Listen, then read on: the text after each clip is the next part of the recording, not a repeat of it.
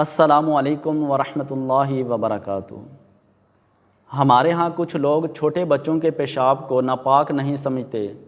وہ کہتے ہیں کہ چھوٹے بچے اگر پیشاب کر دیں تو آپ ویسے ہی نماز پڑھ سکتے ہیں، کپڑے تبدیل کرنے کی کوئی ضرورت نہیں، کیونکہ چھوٹے بچے جو ہوتے ہیں وہ کون سا کھانا کھاتے ہیں، وہ روٹی بھی نہیں کھاتے، کوئی اور چیز بھی نہیں کھاتے، لہٰذا ان کا پیشاب جو ہوتا ہے وہ پاک ہوتا ہے، جبکہ یہ بات سراسر غلط ہے۔